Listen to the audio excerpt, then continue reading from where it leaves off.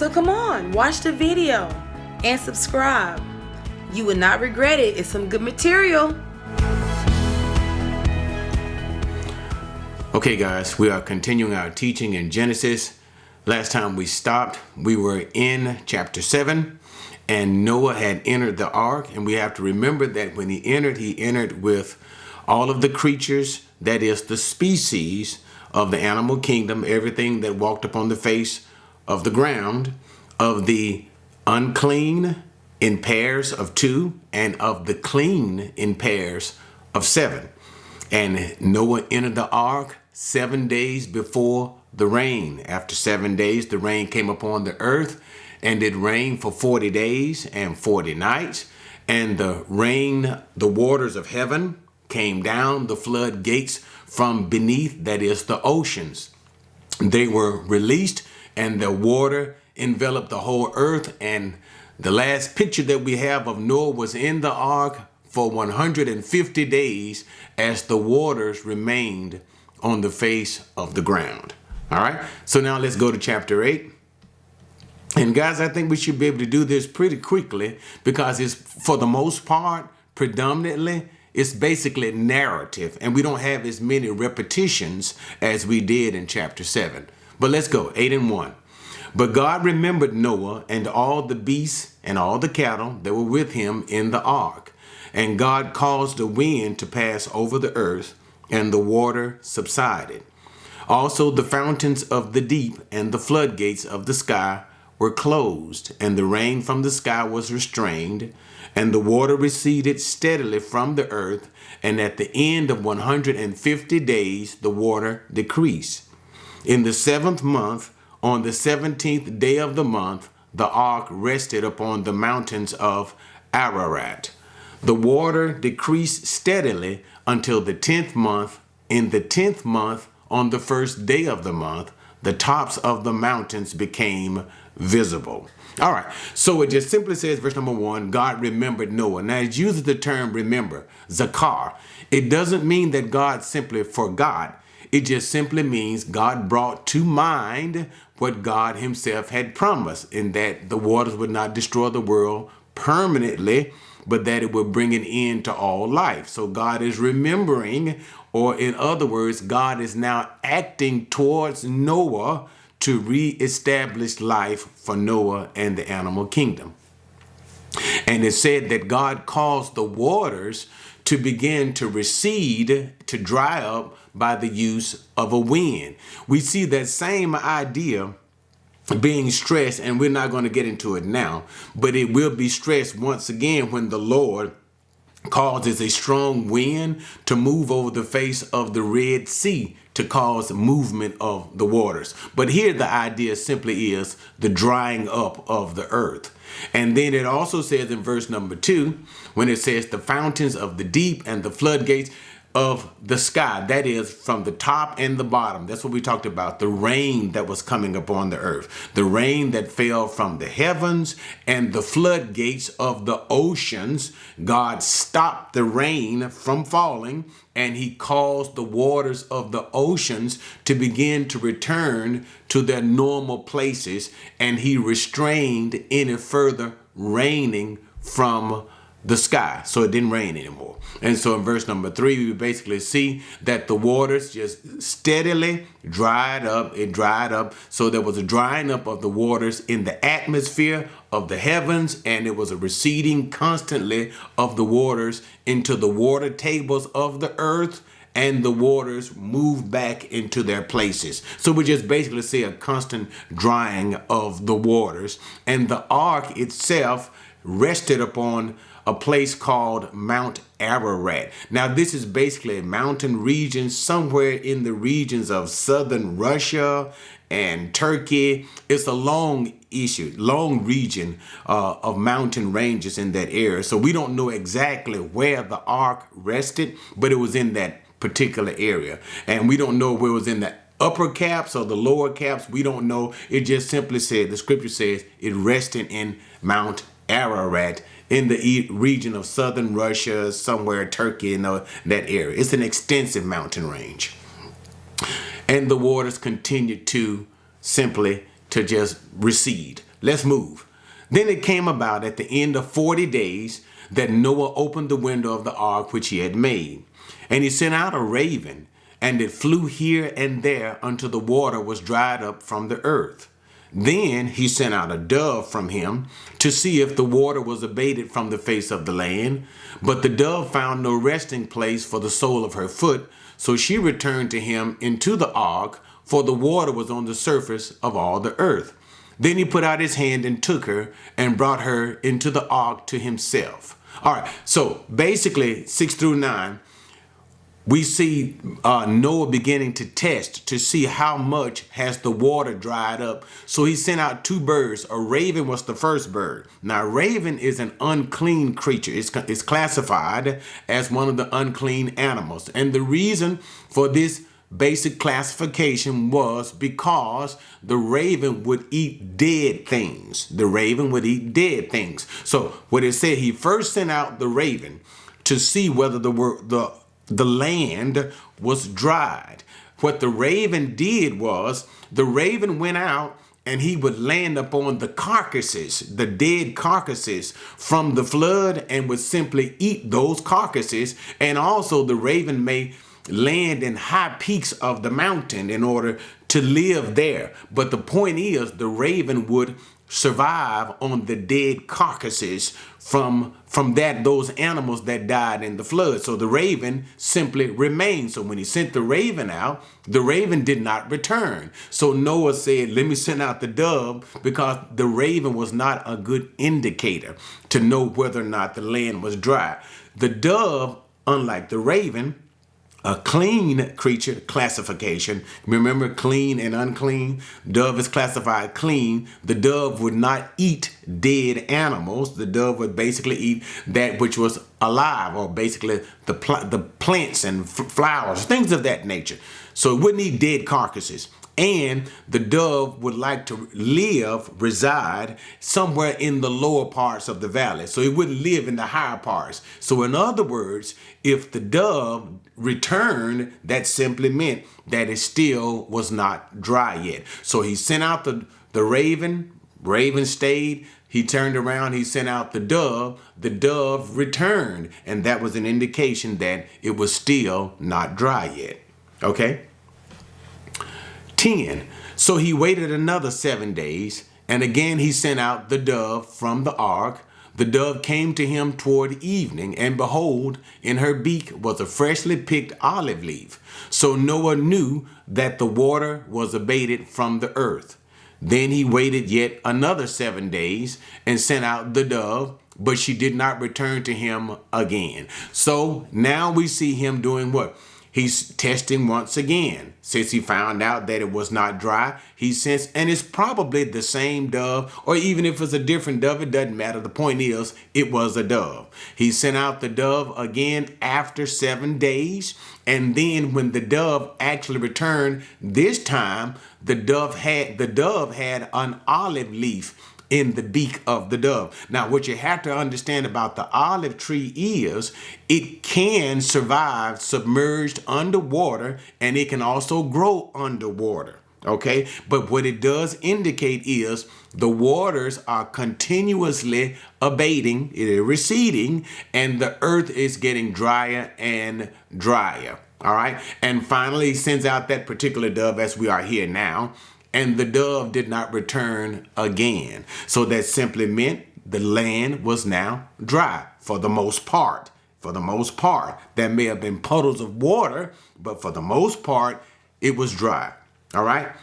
Now it came about in the 601st year, in the first month, on the first of the month, the water was dried up from the earth. Then Noah removed the covering of the ark and looked, and behold, the surface of the ground was dried up. In the second month, on the 27th day of the month, the earth was dry. Now, here's something that I want you guys to see. Notice. So now we get another time parameter. Now it is what? The 601st year in the first month. Remember, it was in the 600th year of Noah that Noah went into the ark. So basically what we have is Noah was in the ark for a little more than a year. a little more than a year, Noah and all of those creatures were in the ark. Also remember too now, as we have in verse number 12, when that dove did not return to Noah again, that was an indication that the ground was dry. And notice what it said once again in verse number 14. In the second month, on the 27th day of the month, the earth was dry. So we got a full year that Noah was in the ark. Now here's something that I want you to see. I'm not going to talk about it until we read the following verses. So let's go to verse number 15. Then God spoke to Noah saying, go out of the ark, you and your wife and your sons wives with you. Bring out with you every living thing of all flesh that is with you, birds and animals, every creeping thing that creeps on the earth, that they may breed abundantly on the earth and be fruitful and multiply on the earth. So Noah went out, and his sons and his wife and his sons' wives with him, every beast, every creeping thing, every bird, everything that moves on the earth went out by their families from the ark. All right. Now, the thing that I want you to simply see is this, and I don't want to spend a lot of time talking about this, is notice we had previously in verse number 12, Noah knew that the earth was dry. But even though Noah knew that the earth was dry, Noah did not take it upon himself to leave the ark. Noah waited until God told him to leave the ark. And the point is this: Noah went into the ark when God commanded him to, and Noah left the ark when God commanded him to. This highlights the obedience of Noah, and also I think it kind of tells us a little something. It tells us something about presumption. You know, sometimes we can think that we can do things.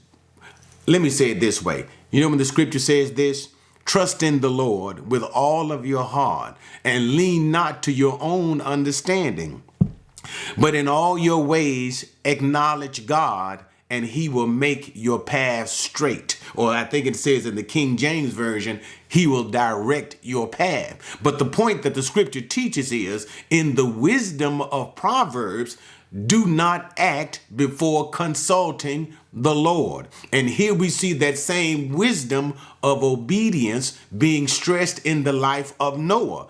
What is the point? Noah knew that the ground was dry, but nevertheless, he didn't act upon his own intuition, his own intelligence, his own mindset. He waited until God commanded or God instructed him to leave the ark. Why? It was God who told Noah when to go. It would also have to be God to tell Noah when to depart. And I think that's great wisdom for us today. Before we do things, even when we think that it's evident and it's obvious what to do, still wait on the Lord. Or should I say, seek the Lord's wisdom, his advice. But anyway, let's go on. Let's finish it. So he leaves with all of the animals. And notice in verse number 19 is another point that I want to bring out to you guys. As the animals left out, notice every beast, every creeping thing, every bird, everything that moves on the earth. Notice what it says. Went out by their families from the ark. Went out by their families. That is, they went out by according to their kind. But what I want you to see here, guys, is order. Notice they didn't just notice everybody just cram. Can you imagine that scenario with all of the animals on that boat and all of them just leaving, the birds just flying? But no, it's a beautiful thing. It tells you something about God. Here's what you got to see. You don't see Noah instructing the animals. It's almost as if it's innate. Now, the reason why I say it's innate is because the instructor in all of these things is God. So what do we see? The animals are disembarking. They are leaving the ark according as God is directing them. But how are they leaving? Not in a disorderly way, but they are leaving in a very specific, orderly way. Notice how they came. They came by the direction of God in an orderly way. They are leaving by the direction of God also, what? In an orderly way. Again, a principal thing we can learn about God in all things. God is not the author of confusion. God does everything. Notice what it says, 1 Corinthians 14, decent and in order.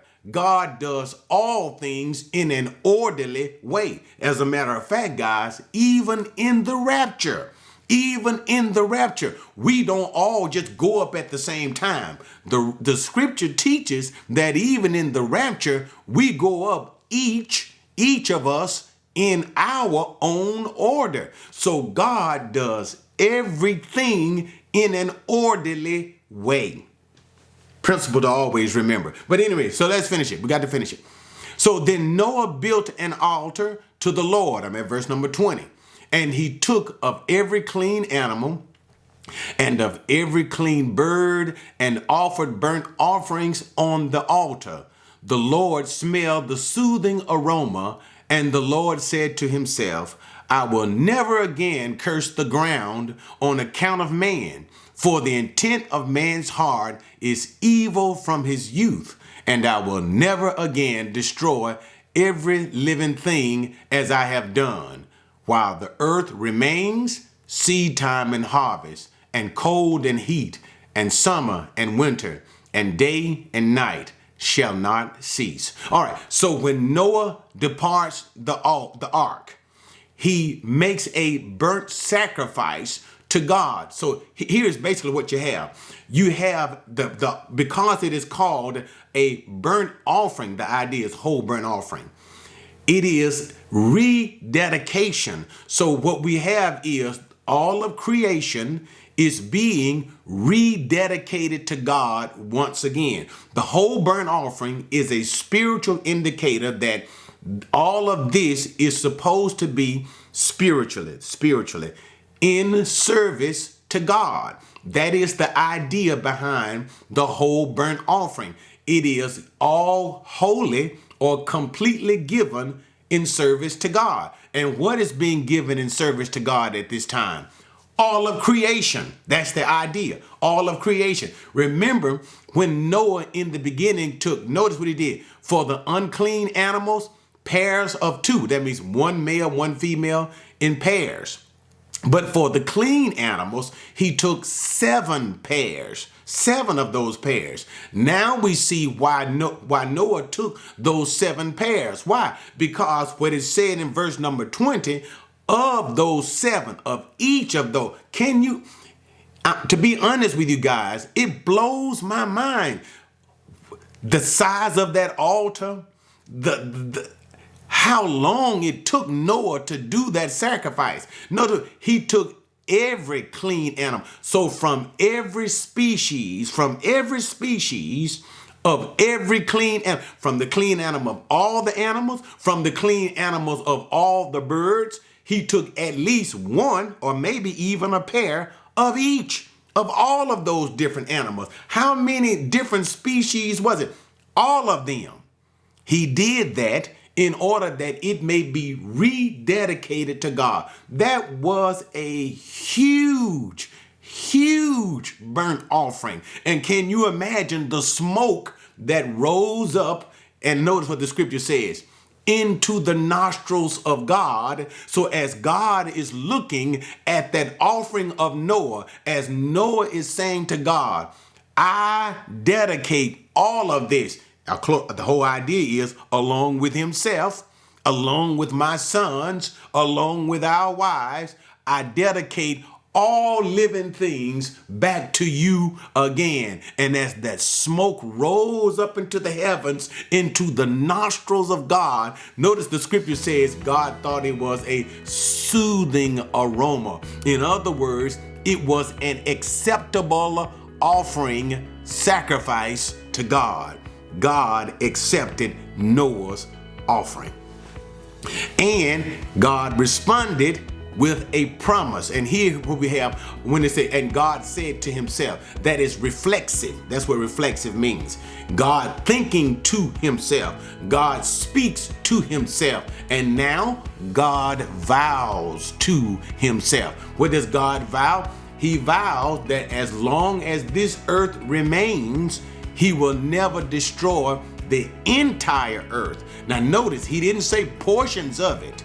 He didn't say portions of it. He said, like I did once before. What did God do in the flood of Noah? He destroyed the whole world. So here God promises never to destroy the whole world by water again. But he does reserve the right to destroy portions of the world by water. And also, we know finally the whole world will be destroyed again, but God will still keep his promise. It won't be destroyed by water. It will be destroyed by a consuming fire. But nevertheless, the promise of God is that while the earth does remain, the seasons of the world will remain. That's what he referred to as the cold and the heat, the summer and the winter, the day and the night. The natural, normal season of the earth will remain, along with seed time and harvest. That is, the agricultural productivity of the earth will remain. So you don't have to worry about global warming, because God made a promise that these things will remain. All right. All right, guys, catch you next time, and we look at the covenant that God will make with Noah, and we will see how God will now begin to deal with mankind in another way. Have you subscribed yet? What are you waiting for? Subscribe now!